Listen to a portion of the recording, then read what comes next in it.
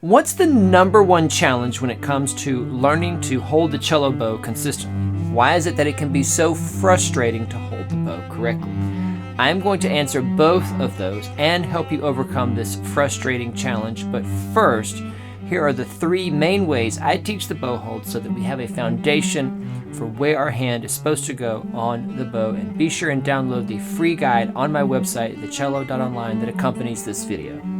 Number one is thumb, middle finger, drop. Or its more simple title, going through the steps, because that's what we were doing, going through the steps.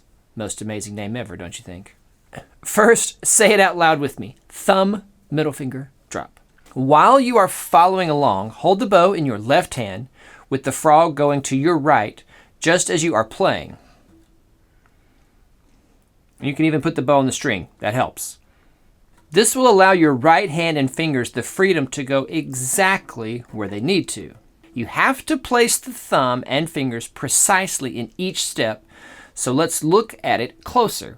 The thumb goes here, straight into the bow while staying curved. The tip of the thumb literally is pointed at this little crossroads of the stick, the frog, and sometimes the grip, depending on your bow. Double check that your thumb is staying rounded, loose, and supple while doing this. The next step is to place the second finger directly across from the thumb. Just like the left hand, the second finger-thumb relationship is very important. This is what balances the hand. To help with the placement, I like to say, put the second finger on the silver or the ferrule. If you're a fan of the channel and you've seen some of my bow hold videos before, you might remember that I said half on silver, half on hair. Except that when you actually go to pronate the hand into a playing position, pronate meaning roll the hand towards the tip, the second finger really does end up all on the silver. It's not splitting with the hair. I learned that from using this. This is called a tadpole, and I'll put a link to them in the description. They are great for helping with bow holds. The relationship of the thumb and the second finger is the most important part of this. So make sure that they are staying across from each other in relation to each other. Also important with the second finger is that it does not drop below the ferrule or below the silver or bottom side of the bow. A tiny bit would be okay, but we are talking millimeters here. Any kind of substantial placement of the fingers under the bow is going to promote you lifting up and or not controlling it in the way that you need. Even if you don't curve your fingers under, but are holding it here, you are not holding it in the pads of your fingers, which I will explain the importance of later in the video. So let's review, let's discuss what we've done so far with the thumb and the second finger, because going through these steps and going through them really correctly is the thing that is going to help you the most with your bow hold. So here we go. Thumb, go through your checklist. Middle finger or second finger, across from thumb, go through your checklist. Make sure that the thumb and the second finger are really well placed. The thing that gets students, especially beginners, into trouble is grabbing the bow all at once and trying to find the bow hold in one step. Or even worse, trying to find it one-handed. You have to hold the bow in your left hand and go through the steps. And like I said, even put it on the string, even better, to help you stabilize the bow so that these right hand fingers can go exactly where they need to. And these first two steps are of great importance. Now, step 3 is just drop. That's it. Just drop the rest of the fingers. If you've done the other two correctly and really put your fingers down in a detailed way, the dropping motion should put your hand in a really great bow hold. And remember what we said in step 2 about not going below the frog. If you have done step 1 and 2 correctly, then step 3 should be easy, like I said.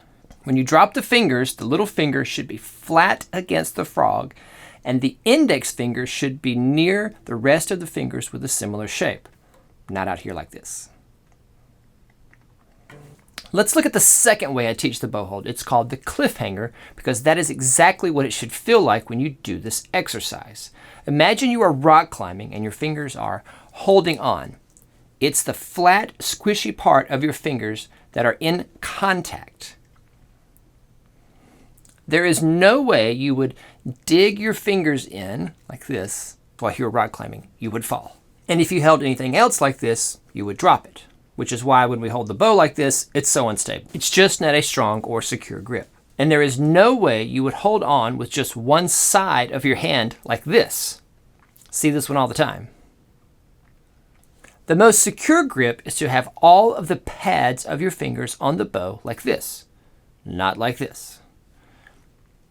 So here we go. Again, hold the bow in your left hand up in the air and face the hair out away from you directly towards me with the frog on your right side. Take your right hand and hang on the frog with no thumb down below. This is very important. The cliffhanger is all about the 4 fingers and getting that sensation of holding the bow with the flats of your fingers. Get your fingers as close to position as you possibly can, meaning second finger on the silver, on the ferrule, little finger on the frog, and the other 2 falling beside them. Because we really are hanging on the bow, it helps to have the bow up in the air a bit so we can get that sensation of hanging. Pull down with the 4 fingers like you are closing your hand, and do this a few times to engage the squishy part of your fingertip. Now, be careful as we come down to the string. Focus on the sensation you just learned. Keep the flats of your fingers engaged as you turn the bow toward the cello. You might have to adjust slightly to get the fingers back to their exact right spots, but be sure to keep the pads of your fingers working on the bow. Once you feel you have this sensation really locked in place, place your thumb according to what we did in the go through the steps method. Putting that thumb right there in that crook, I sometimes say, where the frog meets the stick. If you did everything correctly, you will notice that the hand is rolled forward and that the bow is hanging in the hand and the hand is hanging from your arm. This is great. This is perfect. You are doing it correctly. Be sure and check yourself in a mirror to make sure you are pronating toward the tip and that the fingers aren't hanging below the bow.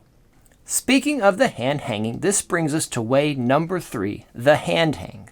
Before we get into that, I promised you some explanations first. The number 1 challenge for beginners when it comes to bow hold is stopping to go through the steps. Yep, that's it.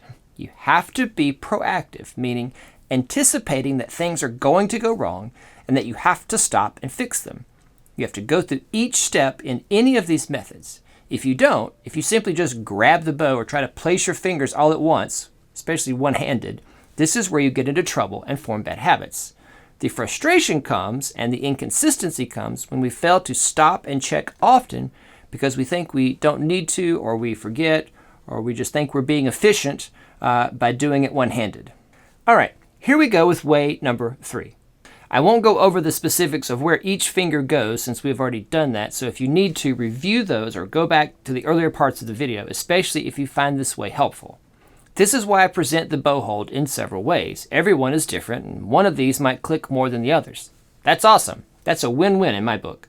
Just make sure you are placing your fingers correctly while you are doing it. Take your right hand and let it completely hang. Dead weight, like a floppy fish, I like to say. Yes, show me your floppy fish.